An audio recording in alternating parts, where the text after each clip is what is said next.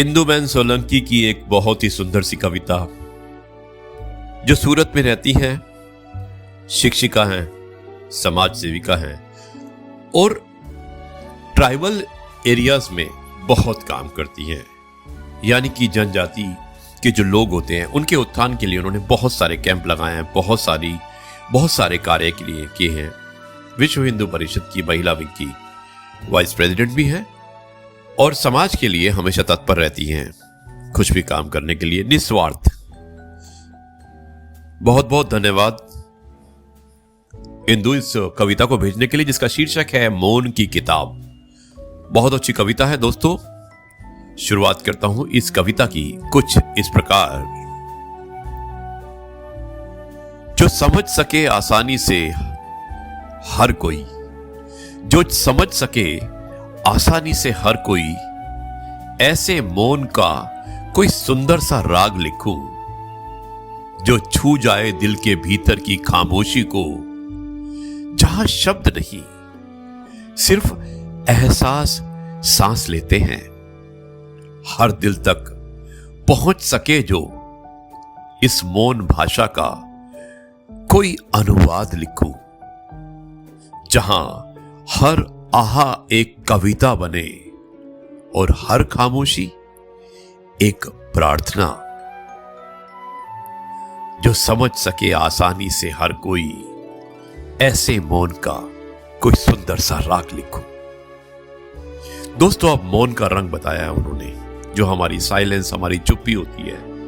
सो पहला जो अध्याय था उसमें उन्होंने मौन का संगीत बताया, और अब मौन का रंग किस तरह से उन्होंने विवरण किया है, इसे सुनिएगा। कि मौन की हंसी लिखूं, वो हंसी जो दिल की दरारों से गूंजती है, या मौन का विलाप लिखूं जो रातों को भी सोने नहीं देता। और मौन का प्रेम, वो प्रेम जो शब्दों से परे है, जिसे सिर्फ महसूस किया जा सकता है, कभी कहा नहीं जा सकता। मौन में समाहित हर एहसास लिखूं, चलती थमती सी धड़कन का कोई आलाप लिखूं, मन में बड़े मौन सवालों के, मौन के ही प्रहार से जवाब लिखूं।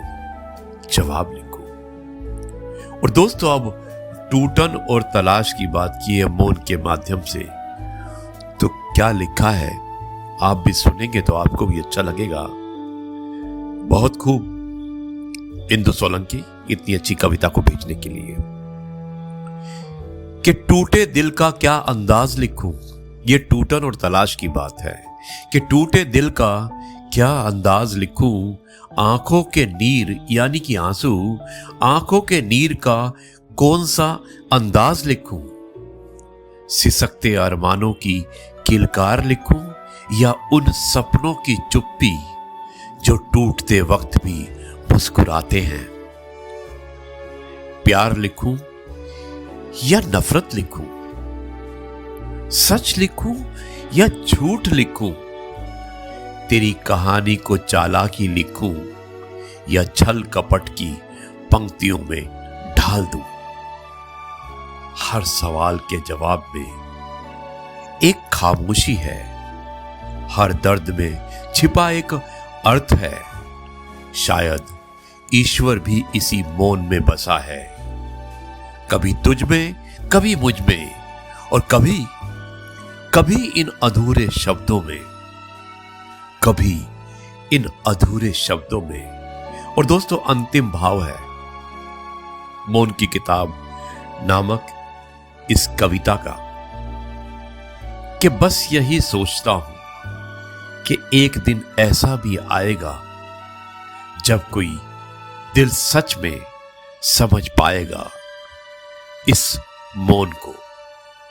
कि बस यही सोचता हूं कि एक दिन ऐसा भी आएगा जब कोई दिल सच में समझ पाएगा इस मौन को।